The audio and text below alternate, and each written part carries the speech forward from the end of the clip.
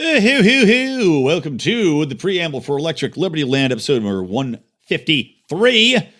So, with that, you know what? Let's talk about healthcare again. I think that's a good idea.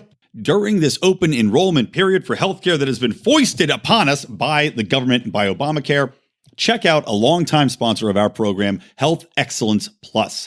Now, you can join this during your open enrollment if you're a government employee, if you have a corporate mandate that you have to do that. However, they do have year-round enrollment, and you're going to be saving yourself some money. In all likelihood, I can't guarantee it, but I can almost promise it. You've got the McWilliams almost sign of assurance.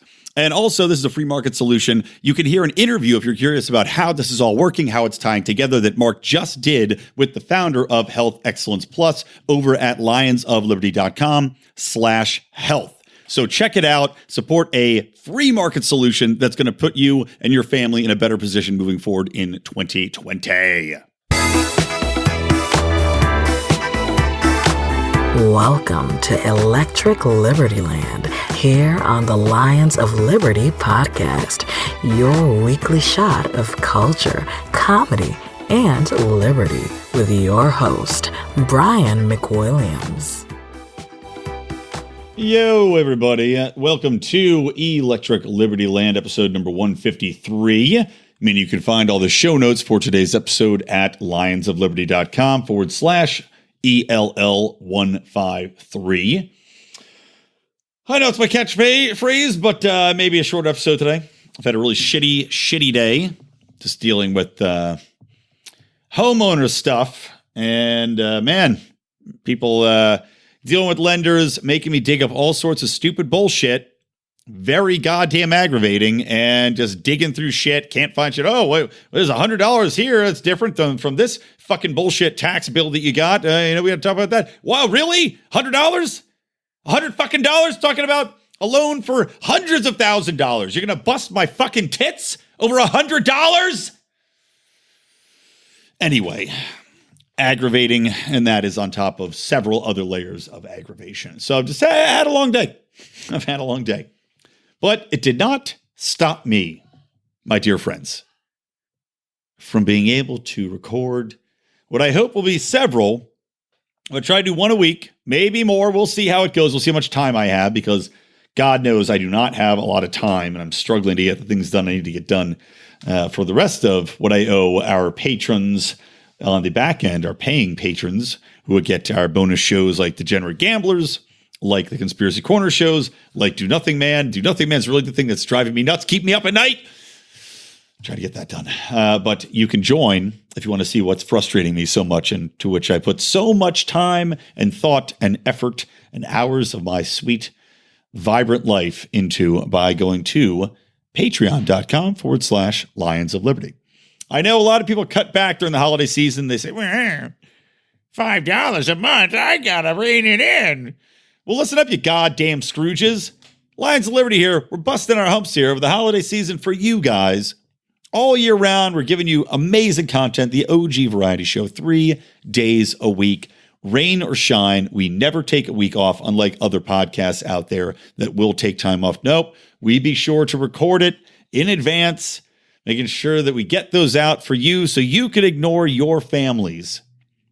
And we ignore our families to enable you to ignore your families. You see, it's the cycle of ignoring family.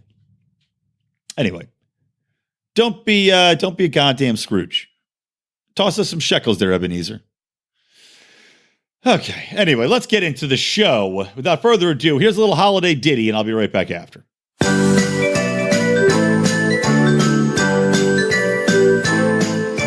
Frosty the Straw Man is a favorite of all types.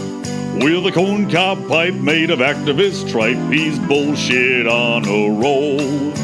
Frosty the Straw Man is no fairy tale, they say. He's made of baloney, but the children know they'll say anything to get their way. There must have been some magic in those activist studies they found to have everyone pretend that the world would end if we didn't put insert here down. Frosty the Straw Man stays alive on cable news. And the children say he's got headlines all day just to frame the NRA. A trumpety Trump, Trump, trumpety Trump, Trump, look at Frosty go. Trumpety Trump, Trump, trumpety Trump, Trump, hey, it's Rachel Maddow. Oh, Frosty the straw man, knew the truth was out that day. He said this argument's won, I made a different one that agrees with what I have to say. Down to the village with the broomstick in his hand. He dodged counterpoints like he had double joints, saying, catch me if you can. He led them down the streets of town right to the traffic cop. And he only paused a moment when he heard him holler. That isn't true. None of this is true. You're not even addressing the same topic we're talking about. You're dancing around the issue, you asshole. Oh, Frosty the straw man had to hurry on his way. But he waved goodbye, saying, don't you cry, I'll be back again someday. As a reason to censor free speech, a reason to take your guns, a reason to roll back gay marriage, an argument against capitalism, as a robot army like Andrew Yang talks about, as white nationalists. Frosty the straw man never melts, does he? Always seems to stick around no matter what. Goddamn Frosty. But good news, guys. Somebody out there did melt. The Wicked Witch of the West. Yes, Kamala Harris, a.k.a. Cop Supreme, a.k.a. the prosecutor, the electrocutor. I don't know. I'm trying to think of something else that ends in cuter, but I can't think of it. Anyway, say goodbye. Say goodbye to my little friend. Because Kamala Harris is gone. She's out. She's out of the race. Officer down. Everybody, we have an officer down.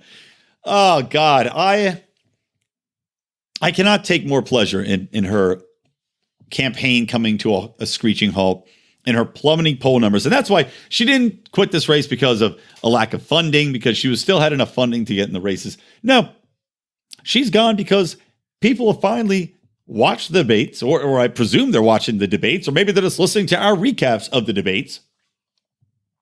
But they took everything she is in, which is somebody that lacks any substance whatsoever. Somebody that, just to remind everybody, hilariously said that she had gotten ahead by standing up and, I'm always strong standing up for this and that, blah, blah, blah. She got her start because she was the girlfriend of Mayor Willie Brown in San Francisco. And he got her a job, and he pushed her forward in political circles and enabled her career. If she hadn't been sleeping with the mayor, I doubt much of that would have happened. Now, we can't say for sure. And again, I don't really have a problem with people sleeping their way to the top. Just, I want to point that out as well. But if you did sleep your way to the top, let's not pretend that you did. Let's not pretend that you're some sort of person with a high moral compass, especially when you're somebody that's known predominantly for keeping people in jail when you knew there was evidence that could exonerate them, and for going after parents who were poor, who were desperate for money, who were trying to work to keep their children fed, and instead going after these people and threatening to throw them in jail because their kids were missing school. And this is among many other horrible things that Kamala Harris has done. So, adios, Kamala. I will enjoy putting on my tap shoes and dancing on the grave of your campaign and your shattered dreams. Delightful. I look forward to many other people following in your footsteps. And let's not forget, too, that Tulsi Gabbard really just destroyed Kamala Harris. I mean, I give Tulsi a lot of the credit for taking down this horrible beast, this police officer masquerading as a force for good or some sort of compassionate individual within the Democratic Party. When Tulsi Gabbard ripped her a new asshole. Actually, why don't we just listen to it and remind ourselves again how we fell in love for the first time? And yes, I know Tulsi Gabbard's not great on every topic, but this was a beautiful thing. So let's just all just bask in the glow for a moment, right? It's the holiday season. Congresswoman Gabbard, you took issue with Senator Harris confronting Vice President Biden at the last debate. You called it a, quote, false accusation that Joe Biden is a racist. What's your response? I want to bring the conversation back to the broken criminal justice system. that is disproportionately negatively impacting black and brown people all across this country today. Now, Senator Harris says she's proud of her record as a prosecutor and that she'll be a prosecutor president, but I'm deeply concerned about this record.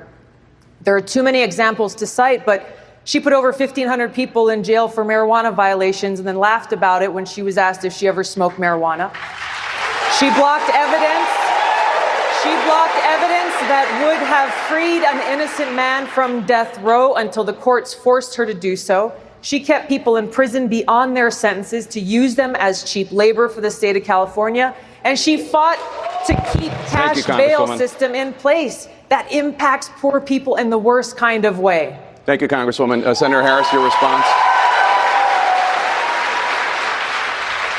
As the elected Attorney General of California, I did the work of significantly reforming the criminal justice system of a state of 40 million people, which became a national model for the work that needs to be done. And I am proud of that work. And I am proud of making a decision to not just give fancy speeches or be in a legislative body and give speeches on the floor, but actually doing the work of being in the position to use the power that I had to reform a system that is badly in need of reform. That is why we created initiatives that were about reentering former offenders and getting them counseling. It is why, and because I know that criminal justice system is so broken, that I am an advocate for what we need to do to not only decriminalize, but legalize marijuana in the United States. I want to bring Congresswoman Gabbard back in. Your response, The bottom line is, Senator Harris, when you are in a position to make a difference and an impact in these people's lives, you did not. And worse yet, in the case of those who were on death row, innocent people, you actually blocked evidence from being revealed that would have freed them until you were forced to do so. There is no excuse for that. And the people who suffered under your reign as prosecutor, you owe them an apology. Oh, yeah, baby. That's right. Give it to me. Give it to me all night long, Tulsi.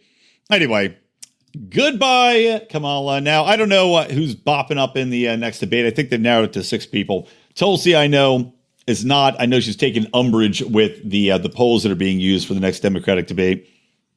I don't know. I'm praying she gets on the stage. There's very few people that are anti-war. It's basically her and Bernie seem to be the only ones that are truly anti-war on the stage. But we shall see. We've got a couple weeks until the next one takes place, and we will once again be doing our debate recaps, as horrible as they are, and sitting through the slog once again.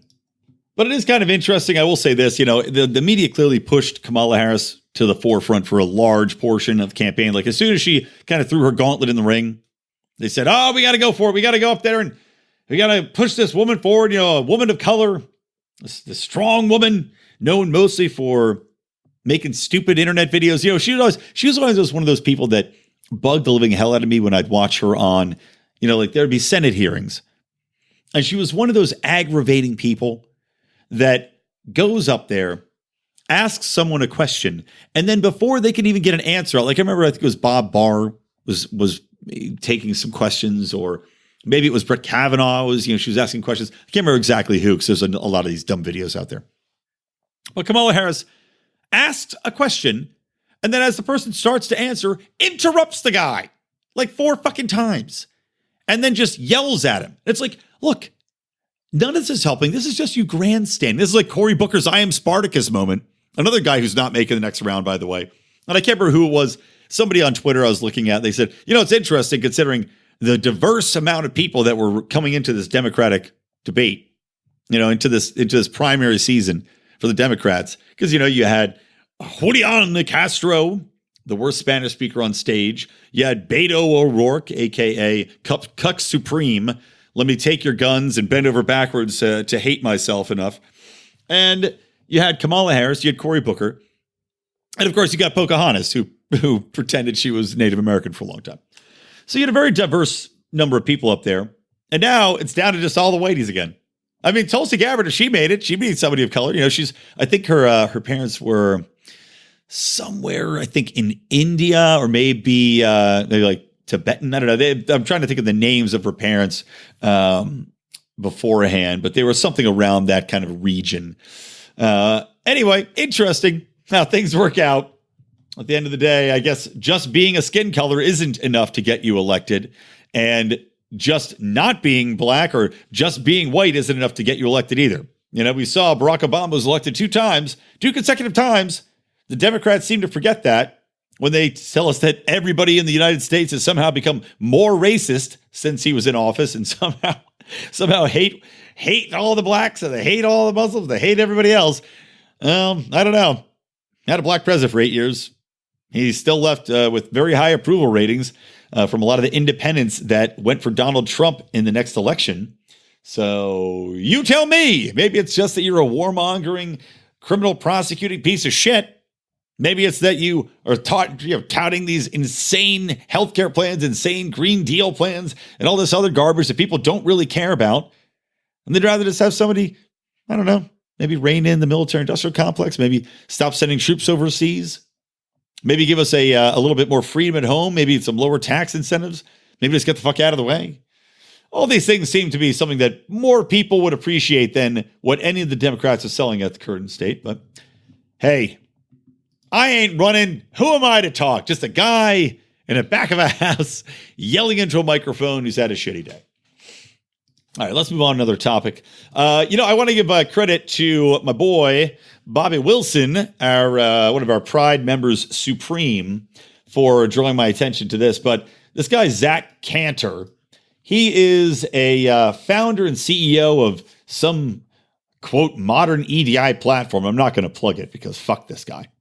But he's got like 20,000 followers on Twitter.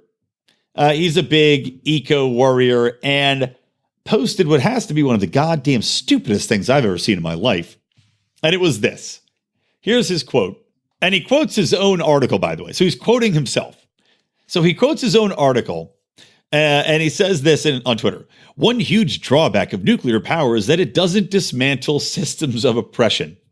It only produces clean energy. This makes it unsuitable for solving the climate crisis, which just isn't just about the environment.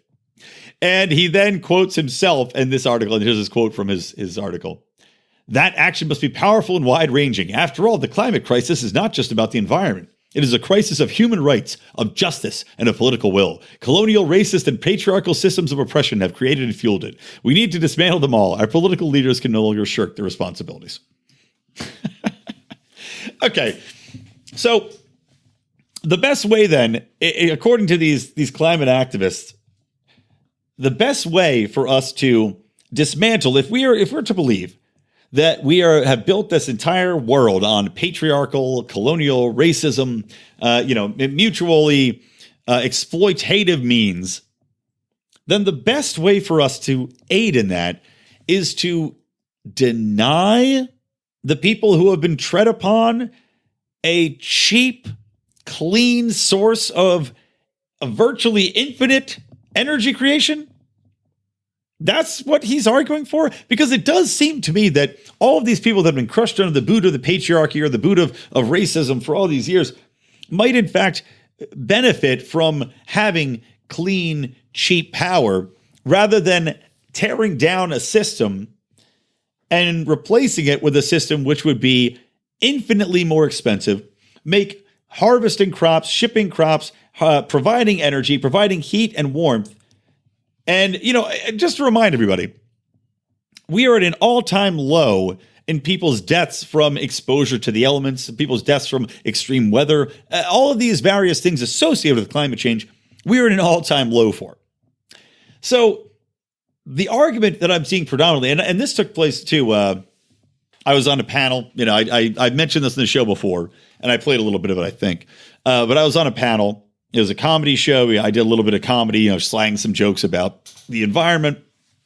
And then I was on this panel for about an hour, which, it's funny because I was thinking of this because Dave Smith was just on this event at the Paley Center with David Cross, who used to be one of my favorite comedians and now is an insufferable liberal fucking jackass. Elaine Boozler, who also was basically a lot of insufferable liberal jackasses or leftist jackasses. Let's make the separation there between liberal and lefty. And he's talking about how, you're up there and you kind of pick your battles because the whole crowd's against you. The entire panel is against you and you're the only person that has a differing opinion. And that was basically what it was in my own event too. And it was, all about climate change. And I'm the one sole person up there, and I'm going up against a climate doctor from UCLA and, two comedians that are completely lefty and travel across the country arguing lefty points and, doing exposés on how climate's affecting things. And then one other guy, this other Yahoo, who's like, I don't even know, a marine biologist or something. And I will say that I held my own pretty goddamn well, but it is an interesting circumstance where you find yourself up in these situations where you are going to get maybe 10 minutes and that everything you say is going to be attacked nonstop. So one of the things I took away from this event, though, was that, and I made this argument on stage, was that these people seem to not understand the concept of if you put these practices into place, if you put these policies into place, if you get your environmental goals lined up, you're just going to murder all of the people that you're saying are the downtrodden, all the people that you're saying are the recipients of racism and colonialization and the patriarchy. All of those people you're saying you're trying to help will be the first people to die if you put your new policies in place. They are the absolute most affected people. The ones who are not affected as much would be the rich and powerful elites that you would pretend to hate so much, in which you, of course, you are part of that class. Because the first thing that happens when you raise rates on electricity, when you make it more difficult to have food creation, when you make it more difficult to have shipping and exchange of goods, is that the poor feel that the most. Because the basic elements of everything are based upon cheap fuel to enable creation of products, to enable production, to enable manufacturing, to enable growth, to enable shipping. All these things are fucking tied in. So if you eliminate that, you eliminate the lowest class of us. So they're basically saying, we're willing to sacrifice the lives of all the people whose lives we're trying to save. And if that isn't something that makes no sense at all, I don't know what is. I mean, how can you be so blind to that simple logic? So anyway, I just want to point that out. And if you don't know, nuclear has come a long way.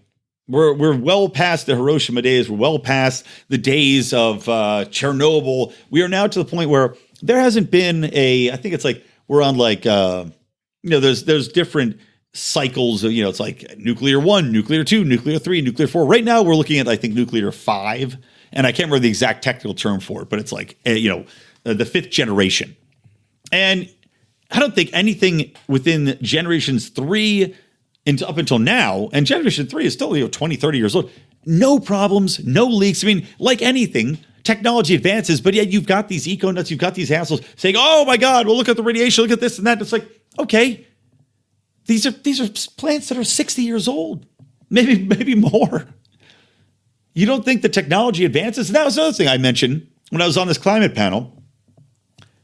They seem to be convinced that time has stopped, that human innovation has stopped, and that, the world is going to end in 10 years and we can never turn back and our children are doomed.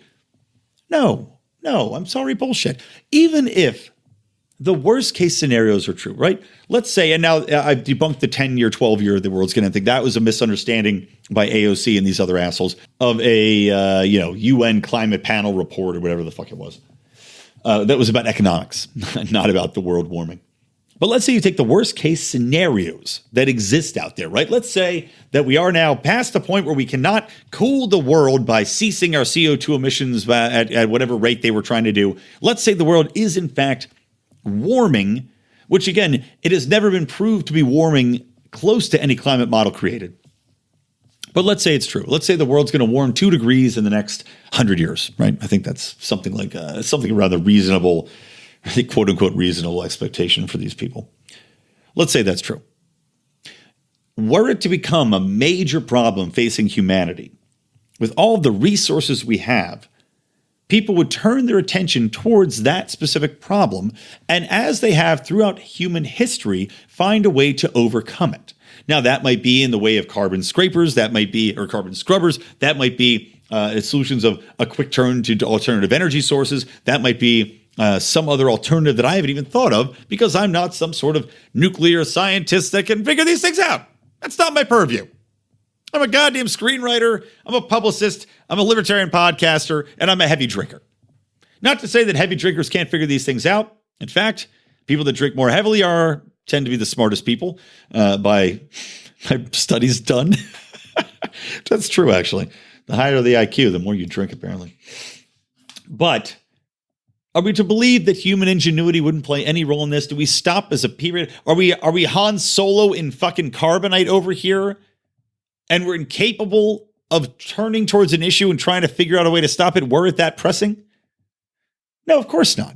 Of course, if this was a pressing issue, we'd find ways to stop it. I mean, look at the arms race. There's a threat. It's called a nuclear weapon. Very quickly, we figured out, okay, well, other countries go, well, we need to get one of them. So they find their own nuclear weapon. Then they develop shields. Then they develop technology to shoot down the nukes. Then they develop hypersonic missiles like we're seeing now. If you are facing a threat, you find a way to conquer that threat or at least counteract that threat. And right now, global warming is not a fucking threat. When it is, if it ever becomes one, I have full faith in humanity to figure it out and to find a way to combat it. But that does not involve turning away clean energy sources because they don't solve racism and because they don't solve inequality. Meanwhile, the cheap power is an equalizer. The more people that can have access to cheap fucking power can spend their time and resources elsewhere, improving their lives, getting ahead, opening up businesses, whatever the hell else they want to do. But jackasses like Zach Cantor here can't see that. Okay, next story. Donald Trump, massive piece of shit. I know today I made a little joke about Trumpity Trump in my Frosty the Snowman song, not to endorse Trump in any way. But Trump is the very first president to use the Patriot Act to detain a man indefinitely.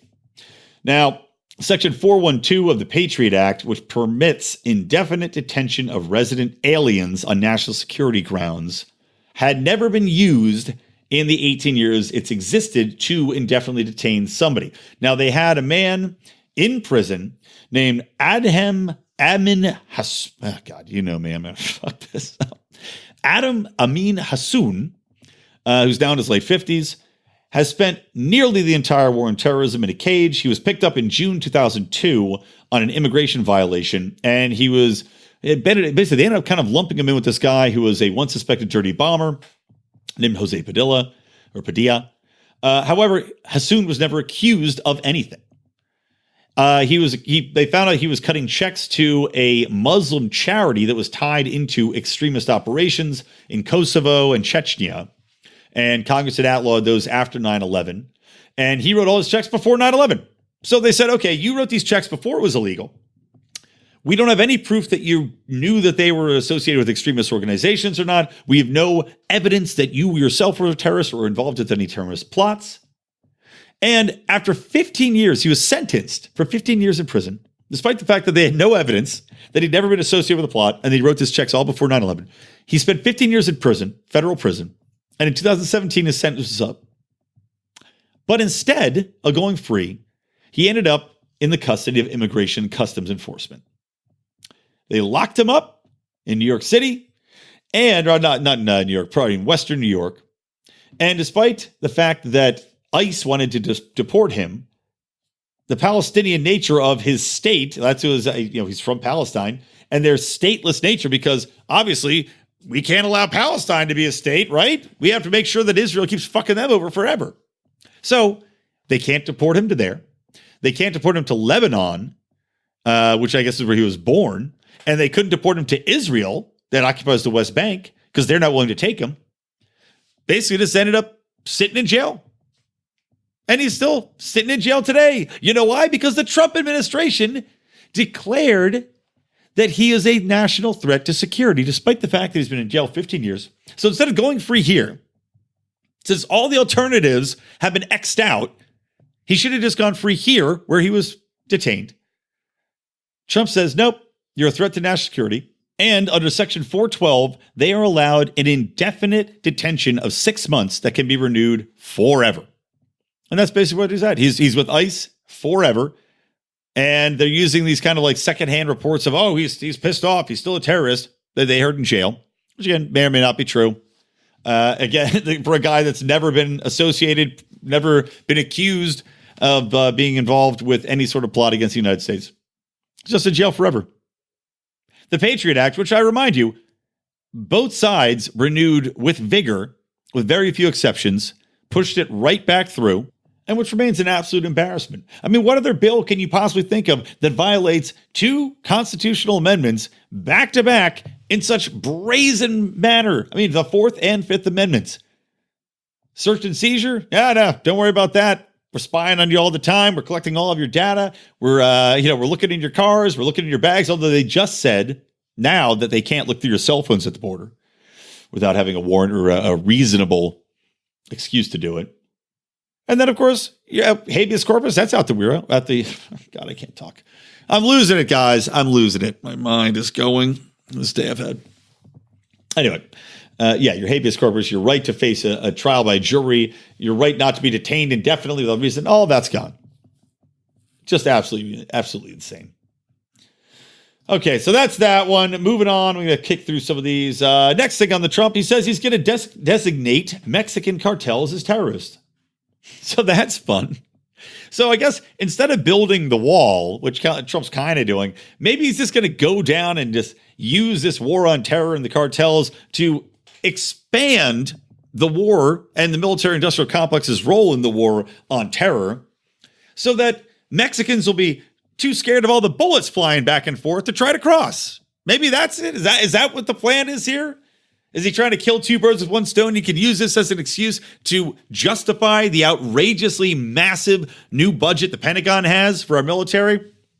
And in the meantime, also say that he's being tough on immigration because, you got at least 17 to 18,000 children, women, and adults who want to come over here to work a month are just getting clipped off by our military thinking that they're cartel members trying to cross the border. I mean, hey, 6 D-chests. Easily 70, 75 D-chests here with Trump. But we're seeing shit like this. And you saw in the last debate, Tulsi Gabbard and Buttigieg, aka Mayor Butt Stuff, they're sparring back and forth because Buttigieg said he's fine with sending troops across the border to fight the cartels. Never mind the answer to all of this. And, I was kind of had some hope that Trump was going to legalize weed fully. There was still talk about enabling weed companies to work with banks directly. I think that's in the Senate right now. I thought Trump was going to make some moves that way, especially after he got rid of Jeff Sessions. But this asshole is taking the absolute wrong approach to this, especially as a guy who's supposed to be, let's do things a better way. Let's be fiscally conscious. Bullshit to that. Instead of that, let's ramp up the war on drugs, which not only has put people in this country behind bars, and you think, he's bragging about the First Step Act and signing that. And that was a great thing. Don't get me wrong. The First Step Act, helping people that are on these non-violent bullshit drug offenses out of jail and back into society. Fantastic. But then he turns around and does this kind of idiotic shit. All this is going to do is hurt more Americans because there's no way that this is going to happen without harder crackdown on both sides of the border. So you're going to have more Americans that are going to get sucked into this. You're going to have more deaths of American citizens because, look, I doubt that there is a military that is as well equipped or brutally violent as the Mexican cartels. I mean, these fuckers are better equipped than the Afghans we're fighting. And we're going to go into another country, into Mexico, where they know the ins and outs, where the populace doesn't want to do anything to help us for fear of retribution by these violent monsters who cut up peoples and put them into, hang them off bridges and put them into containers and burn them alive in tires. I mean, Jesus Christ, this is like 10 times worse than Saddam Hussein, what these people do. But we're going to go down there, throw away American lives on a war that cannot be won. I was arguing with a buddy of mine, and he's, for the most part, libertarian, although he leans a little bit more conservative. But I'm talking to him, and thank God he's a rational individual. We're at dinner, and he's saying, fuck it, go down and kill them all. And I told him, I said, the problem with that, right? I've never mind the million problems I'd have said with it. I said, the biggest problem with that is it won't work. There's no chance of it working. You can put 1 million troops anywhere in the world, and it's not going to stop the drug trade. I mean, Jesus Christ, in the Philippines, you still have the drug trade, and Duarte's been killing people over there left and right. He gave the police full carte blanche to kill whoever they fucking want. There's still drug trade. Because there is money to be made, and lots of money to be made. And anywhere there's a black market with that much money to be made, you're going to have people willing to take that risk. And in Mexico, clearly they're willing to take that risk. You'll remember the previous president of Mexico. He said, I'm going to take the cartels on head on with my military. You know who won that war? The cartels won. And they won easily. And it wasn't close. And now we're saying that we want to get in this fucking Mexican Vietnam because we want people to have some weed. They don't want people to have some cocaine or some heroin. If you want to have all the cocaine and all the heroin, go for it, man. You're choosing to do that.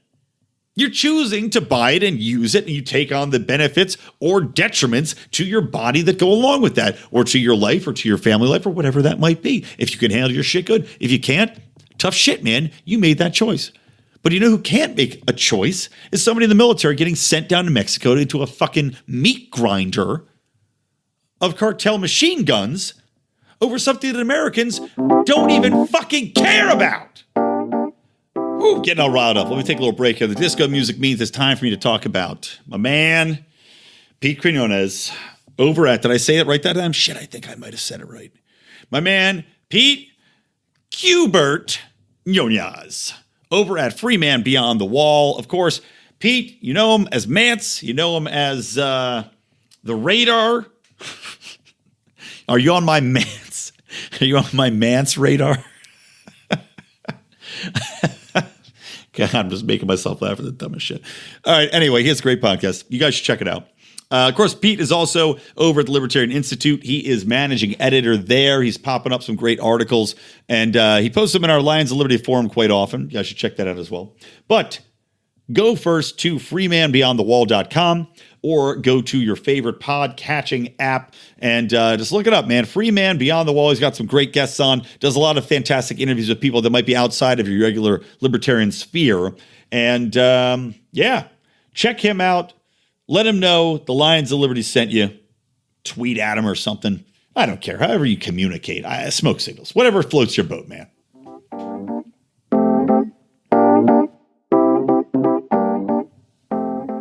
And we don't.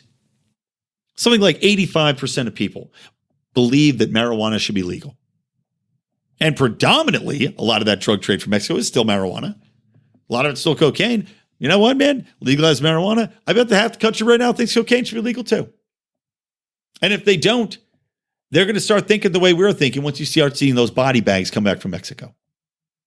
This is an absolute atrocious use. And this is why I absolutely reject the entire concept of a war on terror. Because just like this, it's a road that never ends. It's a term that can be applied to anything and everything.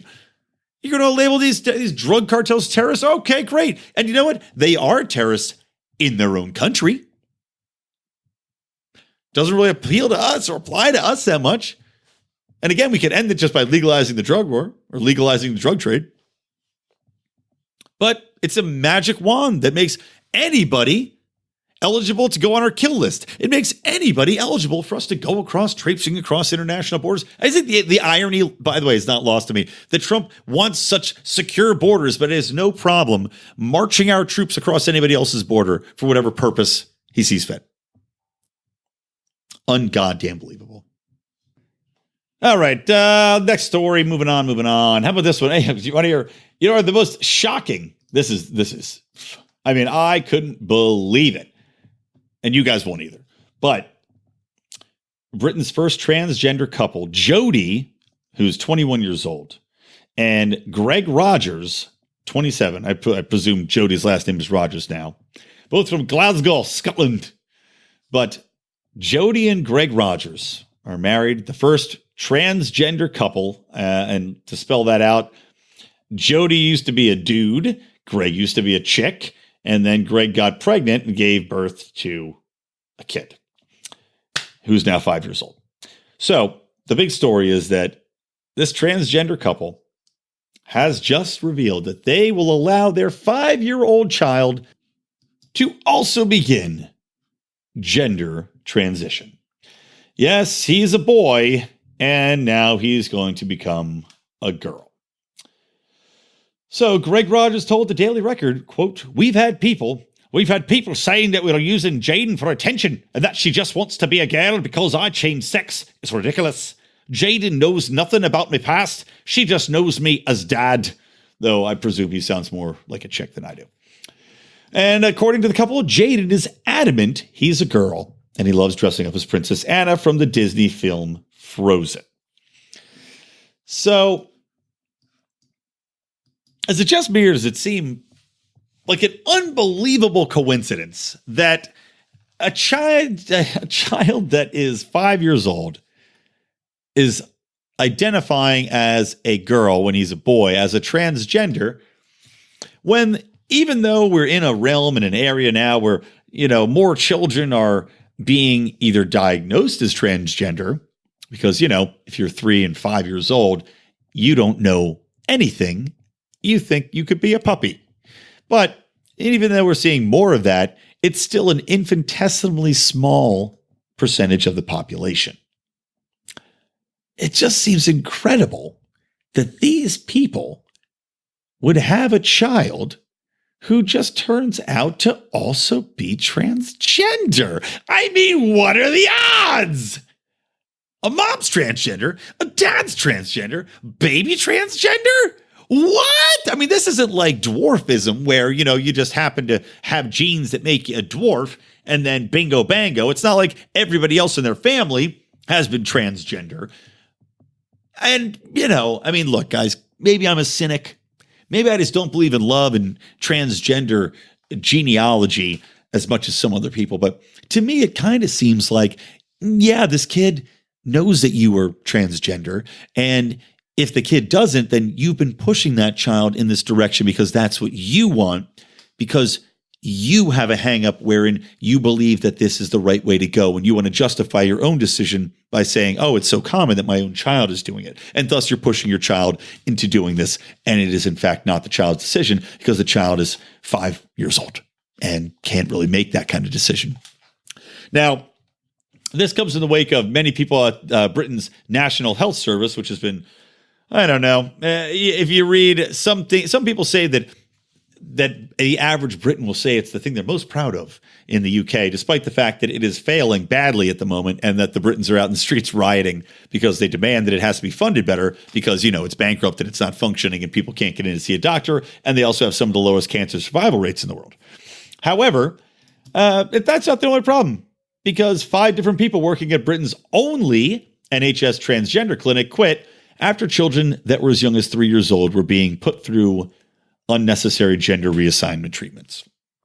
To remind everybody, when you go through these treatments as a small child, they alter your hormones and prevent you from ever going through puberty properly, essentially changing the outcome of your life before you even know what life really is. So, I have a fairly big issue with this entire thing. Oh, wow. But hey, let's just sit back and be very happy for this couple. They really beat the odds. Those infinitesimally small odds. They beat them and had themselves a transgender kid. Wow. Just first place. But you know what? Let's end this on a high note. Like I said, it's going to be a shorter episode. I'm tired. I'm finishing up here. But we'll end on a high note. And that's going to end with a Booker Prize winner, Bernardine Evaristo, who has come out and said, and this is just in the wake of, let me a little backstory here. So right now, there's this big young people is like, was it YT, young teens or something? It's like the young fiction genre, kind of like if you think about the Hunger Games, if you think about those awful movies that were like Transcendent, Divergent, Convalescent, stupid names, these goddamn movies, or like the Maze Runner series, all of these YA novels, young adult novels, right? Basically, what's been going on is that cultural appropriation is the big boogeyman, and all of these writers are supposed to have book deals, and then somebody comes out and calls them a racist or say that they culturally appropriated something because they have a black character in their book and they're white, or there's like an Asian chick, and they're like, oh, well, you wrote a Tibetan or you wrote a Kenyan woman in your book, and you don't know a Kenyan's lifestyle. You're not living your truth, and it's just fucking idiotic. So they cancel. The cancel culture comes and gets these people, despite the fact that the people are as woke as you could be up until 10 minutes before that. And then they get torn apart because they weren't woke enough as the culture shifted immediately. So this Booker Prize winner, Bernardine Evaristo, who's won, what did she win for? Let's see. So Girl, Woman, Other is her book that she won for. And she came out after she won this prize and she's telling the Times of London. She says, the whole idea of cultural appropriation is ridiculous. Because that would mean I could never write white characters, or white writers can never write black characters. Look at television, that happens all the time. But there's this idea that when it comes to fiction that you're supposed to stay in your lane. It is total nonsense. Bravo! Kudos, I agree. She goes on to say, the main characters in Girl, Woman, Other range in age from 19 to 93. A non-binary character, Megan, who's been brought up as a girl, then changes their name to Morgan. Evaristo said it had been difficult writing about Megan because it is a sensitive area. She added, that's not my primary concern because you don't know who is going to be offended by anything you write. I refuse to construct some kind of character who is going to appease everyone. Yes, exactly right. Now, I would argue that, it's kind of, it annoys me a bit, which, the whole they, their pronoun thing and whatever. It's a nod to the left. But hey, whatever. You want to be trans, you want to change your name, you want to be called Shim, whatever. If I'm in a room with you and I know you personally, I'm happy to call you that. However, the point stays the same here. You need to be able to tell stories, and we can't have a culture wherein we're alternately demanded to include characters of diverse backgrounds. And as a screenwriter, I have to do this. I'm a white guy, so primarily I know white guys and white culture. Of course, I've got my black friends and my Latino friends and etc., but I haven't lived their lives. I don't know. Am I writing an authentic black guy? I don't know. I can only write what I've experienced. So they're demanding you write all these diverse voices, right? They want you to have these different characters and you have the challenge of writing for them and you try to be as authentic as you can. But at the same time, you can't demand these people write diverse voices and then say that they can't write them because they haven't lived that lifestyle.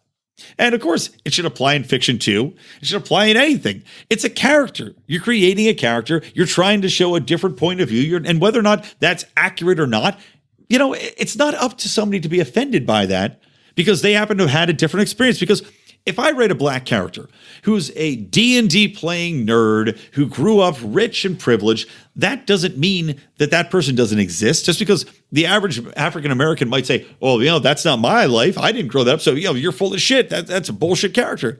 Well, no, it's not. I'm sure there are plenty of people that grew up in that lifestyle that are black, that are Latino, that are whatever. I'm sure there's plenty of Asians that didn't grow up like Andrew Yang, knowing doctors and didn't go on to become tech entrepreneurs. I'm sure there's plenty of Asians that grew up in fucking poverty, man, and had to work in a Chinese restaurant, sleep on the floor until their family made it. Just because you are offended because your fucking personality and your personal sensitivities don't jibe with the character doesn't mean that the fucking character's wrong. It means you are fucking wrong and you need to shut the fuck up. Go read something else. If you don't like the book, close the book. Hey, while I'm thinking about it, I'll give a plug to my buddy Renzo W. Martinez, who is on our Legion of Doom podcast for our Patreon supporters. But it's called How to Succeed in Politics and Other Forms of Devil Worship. Just came out. It's a pretty cool book. It's a fiction book. So it's not, but based in politics, kind of based upon George Wallace, a famous racist of the past, and references a current man and Jeffrey Kennedy. I'm just barely into it. I'm like a quarter of the way in, so I can't give out too much of the book. I'm trying to get through it so I can have him on the show, hopefully this month. But dealing with all this other stuff on my plate, it's been hard to get through and find the time to flip some pages. But so far, I like it.